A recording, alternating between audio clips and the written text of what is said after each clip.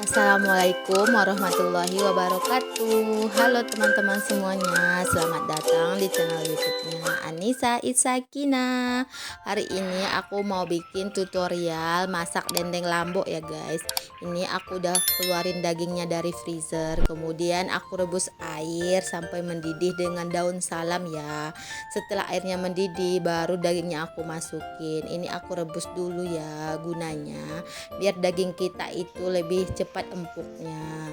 Setelah direbus sebentar, baru aku tirisin dan aku siram pakai air biar lebih cepat dinginnya. Setelah itu baru aku potong-potong sesuai selera ya guys. Karena di sini aku masaknya dendeng lambok, jadi potongannya nggak tipis ya, tapi masih agak tebal dikit. Karena kan dendeng lambok itu masih berserat ya guys. Setelah selesai pemotongan, aku lanjut nyiapin bumbu ungkep si daging ya. Ada daun salam, daun jeruk, kemudian serai, bawang putih, jahe, lengkuas. Dan jangan lupa juga ya nanti pakai asam jawa.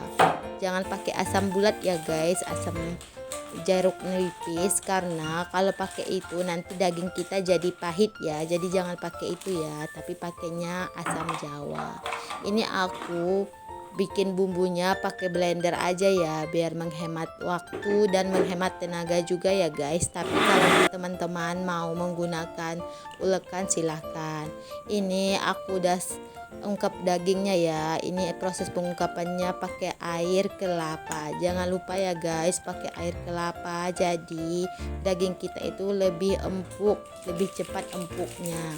Terus jangan lupa ya si asam jawanya ditambahin. Ini aku nambahin asam jawanya. Setelah beberapa saat ungkapan dagingnya udah meresap ya guys, bisa dilihat di video.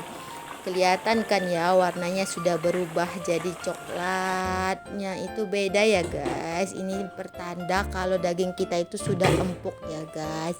Kemudian lanjut aku geprek, atau bahasa Minangnya di toko ya guys. Jadi dendeng dari Minang itu ciri khasnya itu di toko atau digeprek.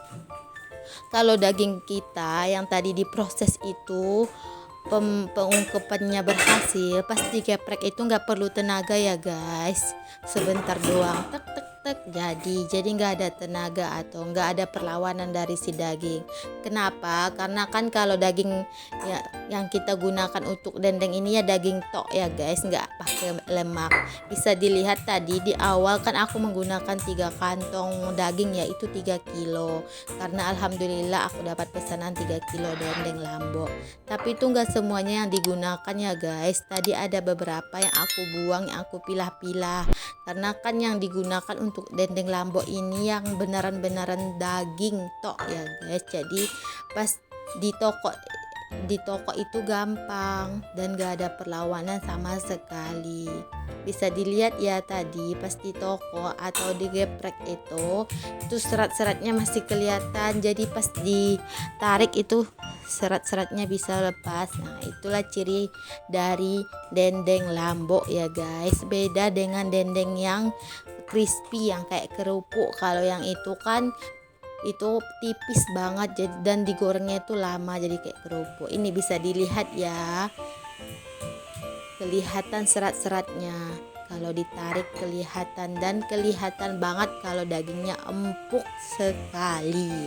Ini aku udah selesai ya guys, proses penggeprekan atau proses penokoan daging kita. Terus lanjut aku mau goreng si daging tadi. Ini minyaknya sudah aku panasin ya, tapi menggunakan api kecil ya guys. Kenapa? Soalnya kan daging kita ini sudah direbus dengan air yang sudah cukup lama, jadi pasti airnya sudah meresap ke si daging. Kalau kita menggunakan api yang besar, nanti minyaknya meletup-meletup guys, terus kena wajah, kena badan, apalagi kena dapur, dinding-dinding dapur, terus kompor, jadinya kan kotor. Jadi kita menggunakan apinya api sedang ya guys. Terus proses penggorengannya juga tidak lama, setengah matang aja. Kenapa? Karena kan tadi ceritanya kita masaknya dendeng lambok, bukan dendeng yang crispy. Lanjut ya guys, setelah kita selesai menggoreng si daging semuanya, kita menyiapin bumbu baladonya. Di sini aku pakai cabai merah keritingnya setengah kilo ya. Kemudian cabai rawit merah atau bahasa kampungnya cabai setan itu seperempat kilo. Kemudian jangan lupa ditambahin bawang merah, bawang putih dan kemiri.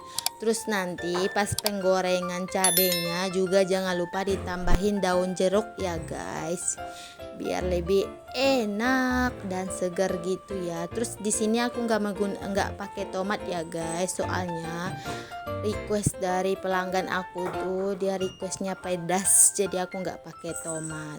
Terus di sini proses penghalusannya aku pakai blender ya, soalnya seperti yang aku bilang tadi aku menggunakan cabai keritingnya itu setengah kilo, cabai rawitnya itu seperempat kilo.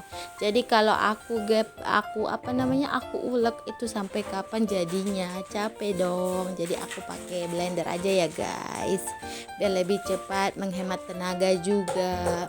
Jangan lupa pas di blender pakai garam, tapi tergantung orangnya sih, ada orang yang bikin garamnya di akhir, orang yang bikin garamnya ya pas bikin bumbu.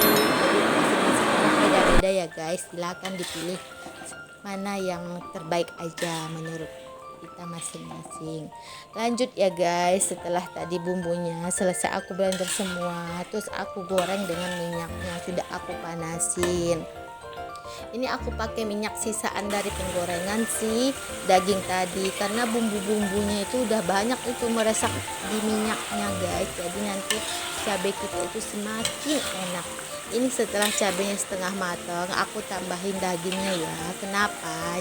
Karena si daging ini kan tadi belum ada cabai kan, jadi kalau si cabai ini setengah matang ditambahin daging, cabenya itu meresap ke daging guys, bumbu-bumbu dari cabai, bawang merah, bawang putih semuanya meresap, jadi dendeng lombok kita itu enak banget guys, meresap sampai ke dalam-dalam. Ini bisa dilihat ya guys, dendeng Uninisa sudah masak. Ini bisa dilihat warnanya sudah berubah.